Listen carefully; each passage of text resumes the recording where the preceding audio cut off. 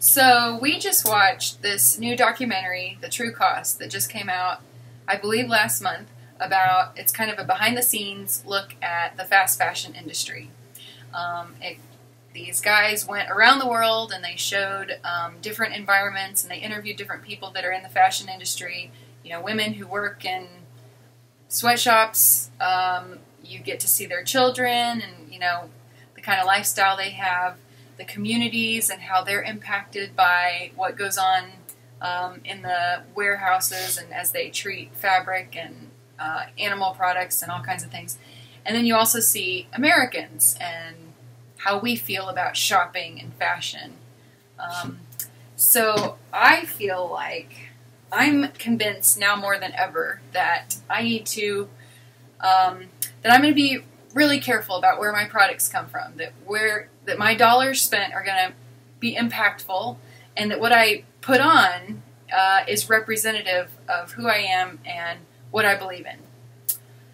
I feel like Americans, one of the things they said is Americans are probably not making this connection between this is where my shirt came from, and this is the woman who made it, and here's me wearing it, and here's how I feel about wearing it. Have we made that connection?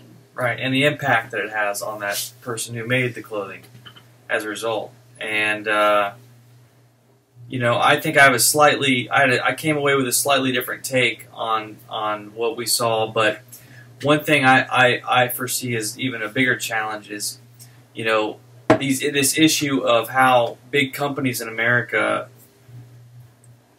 convince these companies to produce clothing at such a cheap price, let's say 50 cents a shirt, for example, then they sell it in the States for $5, making a huge profit margin. The documentary said, well, hey, even if you could just increase that price by 20 cents per garment, that would make a tremendous difference for these workers. And I have no doubt that it would. However, that's only part of the issue, because if you give the company that's producing the clothing more money, they actually have to make the decision to raise the compensation for the workers. How do we make sure that the money goes to the worker and not to just fill the manager's pocket with more money? And so it's more than just American companies that are in collusion with this.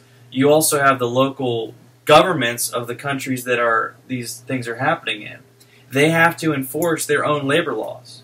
So we have to consider, what can we do? You know, it's a huge problem, and, you know, one or two people can't save the world. But in good conscience, you know, I can't buy a cheap shirt anymore. We were talking about, it's like the starfish story. You can't save the world. You can't save all the starfish on a beach that got washed up, but you can save one or two by tossing them back in the water. So I feel like I'm going to do my part. I'm going to do what I can. I'm going to manufacture clothing that I think is cute and fun and wearable and quality through ethical means, and I'm going to try to sell it. And so far, I'm really proud of what I do. And I love seeing these garments all over the place, and I love that my customers love the story, and they want to talk about it and tell their friends. And they love seeing pictures of these wonderful ladies and my friends who are out doing so much good in the world. Well, there's no doubt that this is a tremendous problem, and really, though, I am encouraged.